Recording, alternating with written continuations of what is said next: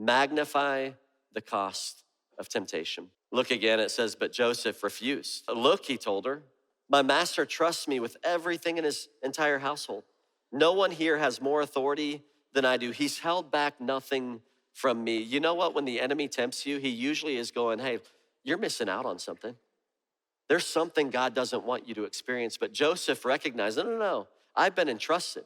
I'm not entitled to this fantasy. I'm entrusted with a vision and a dream. And he's like, I've been entrusted with all this. He says he hadn't held anything back except for you because you're his wife. How could I do such a wicked thing? It would be a great sin against God. He magnified the consequences. He magnified the cost. Hey, this isn't just a little thing that nobody's gonna find out about. This would be sinning against God. This is wickedness. And the problem starts with us when we begin to minimize the consequences of sin. And here's what the enemy does. He's done it to me. He minimizes the consequences ahead of time and then he maximizes them afterwards. Hey, it's not that big of a deal. It's just porn. Everybody does that. It's not a big deal. It's just a little bit of money that you're saving by withholding this information on your tax. It's not that big of a deal. And then once we step into sin, the enemy wants to pile on guilt, shame, and condemnation. Again, I'll say it again. I'm so thankful for the grace of Jesus. I would not be standing here if it weren't for it. So we need God's grace in our messes. But man, there's so much that we're carrying that it's just not worth dropping. We got to magnify the cost. Remind yourself of what the cost would be. In Joseph's case, he's dealing with sexual temptation.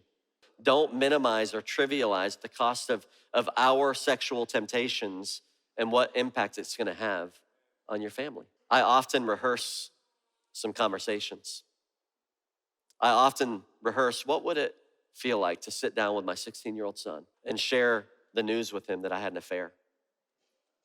What would that do to him? What would that do to my 14-year-old daughter, my 10-year-old daughter, if I just had to sit down and go, hey, this is what your dad did? I try to imagine what that conversation would look like with Lisa when I have to look into her eyes and tell her that I violated the vows that I promised her. Because I wanna magnify the cost. I wanna remember what it's going to cost. I wanna remember what's at stake. I imagine standing on this platform and looking at each of you and having to share or confess that I've done something that's disqualified me from ministry, and the impact of that can be devastating in churches. I try to imagine what that mess is gonna look like when I'm tempted, because I don't wanna live it. And again, I've had the privilege and the grace to be able to walk many families through it, and I know what those cries sound like. I know what it feels like to be completely devastated because of the consequences of our actions. Magnify the cost. There's a cost to your faith. I'm not saying that Jesus won't forgive you, but usually if you commit sexual sin, what do you do next?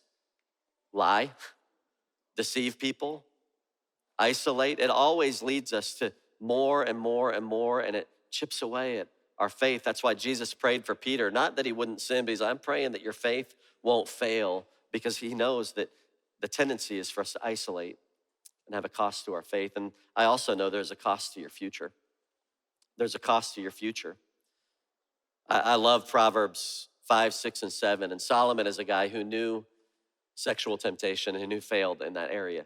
Probably one of his biggest failures of his life.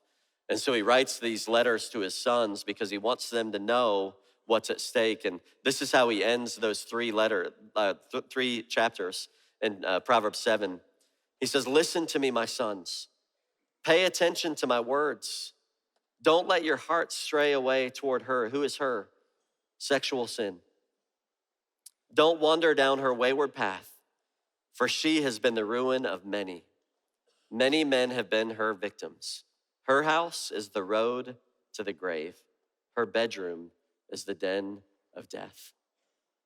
So the next time you hear that little voice that says, it's not a big deal. It's just everybody else's.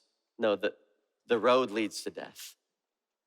The wages of sin is death. It's why we need Jesus so much. It's why we need to repent from our sin and experience his forgiveness and his mercy in his grace, but magnify the cost.